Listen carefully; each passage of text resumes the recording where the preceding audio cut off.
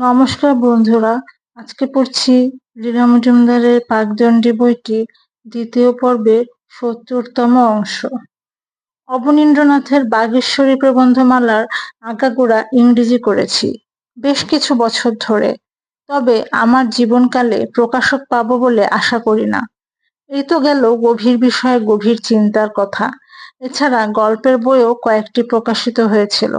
শ্রীপ্রকাশ ভবন থেকে ছোটদের ভালো ভালো গল্প এর দুটি মুদ্রণ হয়ে মনে হয় বন্ধ হয়ে গেছে। বাঘের চোখ হয়তো ১৯৫৯ সালে বেরিয়েছিল। গুণ পণ্ডিতের গুণপনা ১৯৬৬ সালে। ছোট ছোট অস্থায়ী প্রকাশনালয়ের সুন্দর বই দুটি এখন দুষ্প্রাপ্য। ওই বছর হট্টমালার দেশে পুস্তক আকারে বের হলো প্রেমেনবাবুর সঙ্গে যুগ্ম প্রচেষ্টা। সে এক মজার গল্প। তখন তিনি নিয়মিত প্রযোজকের কাজ ছেড়ে দিয়েছেন, তবে পরিদর্শক হিসাবে মাঝে মধ্যে আসেন। সন্দেশের যুগ্ম সম্পাদক হয়েছি কি তখনও হইনি। তা সন্দেশের জন্য একটা বড় গল্প চেয়ে বসলাম। প্রেমেনবাবু আকাশ থেকে পড়লেন, যেন এমন অবুঝের মতো কথা জন্মে শোনেননি।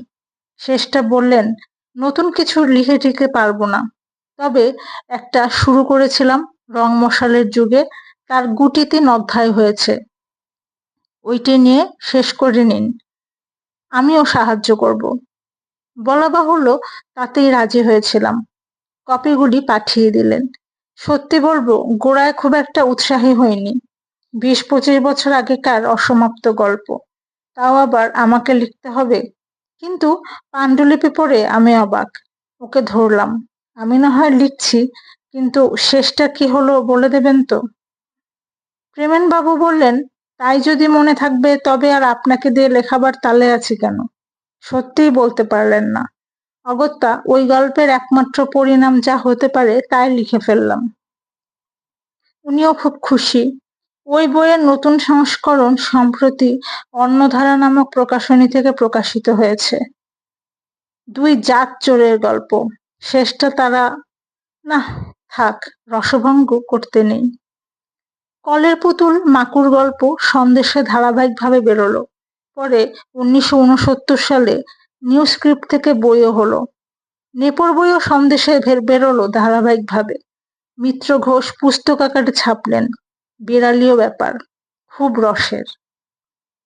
এবার হাসির কথা রাখি। ১৯৬৫ সালে আমার সবার ছোট ভাই জ্যোতিরঞ্জনের ৪৯ বছর বয়সে মৃত্যুর পর মনের মধ্যে প্রচণ্ড একটা আঘাত লাগলো। সংসারে সুখী হবার সব উপকরণ তার ছিল, রূপ, গুণ, বিদ্যা, ভালোবাসা, কর্মক্ষেত্রে সাফল্য, কিন্তু আসলে ও সবকিছু নয়। ১৯৫৪ সালে ওর স্ত্রী ওর প্রাণপ্রিয় ছেলে দুটিকে নিয়ে বিদেশ চলে গেল। ওর জীবনে সুখের সামগ্রী কিছু বাকি রইল না। কাজকর্ম, অন্য ভালোবাসা দিয়ে সে ফাঁক ভরাবার চেষ্টাও করল না। সকলের কাছ থেকে মনটাকে সরিয়ে রাখত। বাইরে মেলামেশা, বাড়িতে লোক আসা সবই করত। তার থেকে কখনো ফেরাতো না। বলতো, দুঃখীর আবার যোগ্য অযোগ্য কি? সামান্য কারণে বড় বেশি আহত হতো।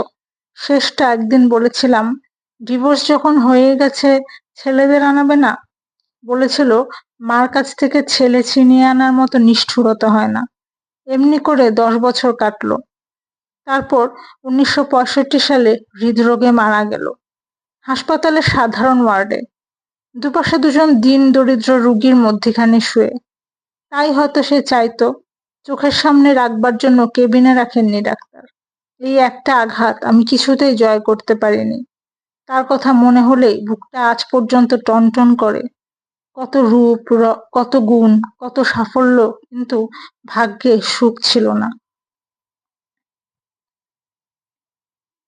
কষ্ট হলে কাঁদতে পারি না আমি।